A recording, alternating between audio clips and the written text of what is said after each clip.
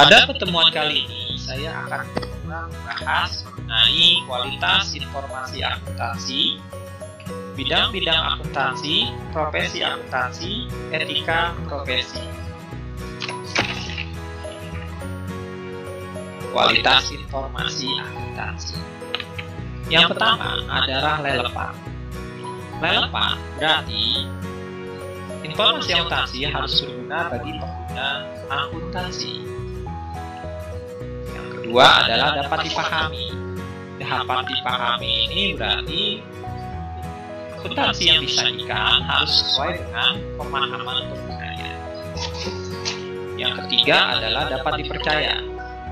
Dapat dipercaya ini dilihat berdasarkan satu, laporan akuntansi itu harus dapat diuji atau diaudit. Yang kedua harus netral, artinya tidak berpihak.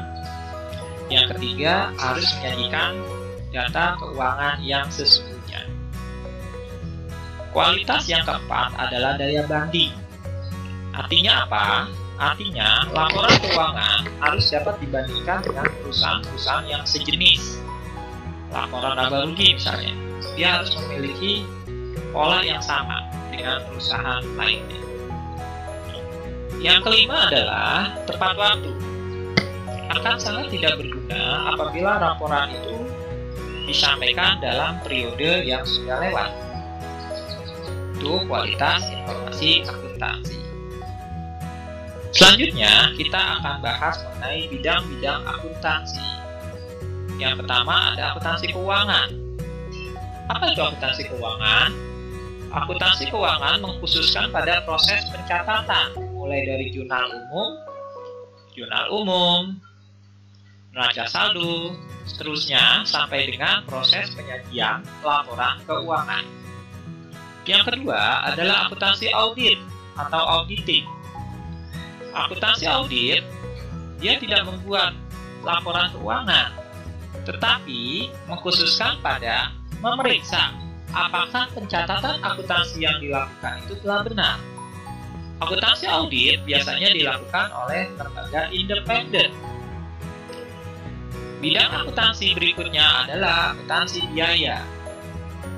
Akuntansi biaya mengkhususkan pada hal merencanakan, menetapkan, dan mengendalikan biaya produksi. Yang keempat ada akuntansi perpajakan. Apa itu akuntansi perpajakan? Akuntansi perpajakan mengkhususkan pada penyiapan data untuk perhitungan pajak. Yang kelima ada akuntansi pemerintahan.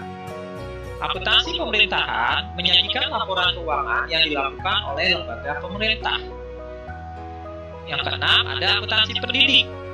Akuntansi pendidik adalah bidang akuntansi yang mengkhususkan kepada pengembangan dan pengajaran pendidikan akuntansi. Contoh di lembaga pendidikan kampus, sekolah. Itu bidang-bidang.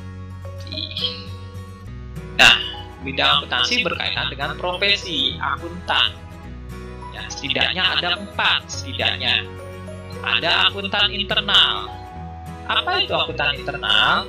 Akuntan internal adalah akuntan yang bekerja di dalam suatu perusahaan. Jadi dia terkait kontrak dengan suatu perusahaan, termasuk karyawan suatu perusahaan. Itu internal. Kita harus bedakan antara akuntan internal dengan akuntan publik.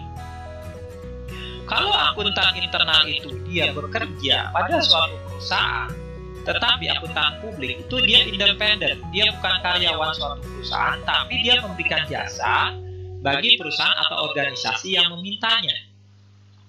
Ada lagi akuntan pemerintah, yaitu bekerja, misalnya bekerja pada Departemen Keuangan atau bekerja pada BPK. Ada lagi akuntan pendidik.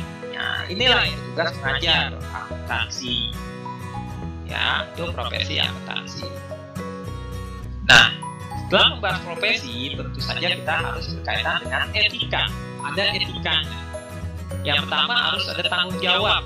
Artinya, seorang akuntan itu harus bertanggung jawab secara moral kepada masyarakat. Ya. Yang kedua adalah kepentingan publik. dalam menyelenggarakan jasa, dia harus orientasinya itu kepentingan masyarakat, bukan pada kepentingan perorangan. Ada integritas. Integritas ini artinya dia harus meningkatkan kualitas, tanggung jawab, itu integritas. Ada objektif. Objektif itu dia harus menyajikan data-data sesungguhnya, objektif, ya, tidak subjektif. Harus jujur, harus adil, bebas dari kepentingan siapapun, itu objektif. Harus rahasia. Kita bekerja pada suatu perusahaan, kita tidak boleh membocorkan data-data keuangan perusahaan tersebut kepada perusahaan yang lain, itu etika. Yang terakhir ada standar teknis dan standar profesional. Ya, jadi seorang akuntan itu bekerja pada aturan berdasarkan standar teknis yang dikeluarkan oleh Ikatan Akuntan Indonesia. Ya. Cukup materi hari ini. Silakan ikuti terus channel saya. Semoga materi saya kedepannya akan lebih baik. Terima kasih.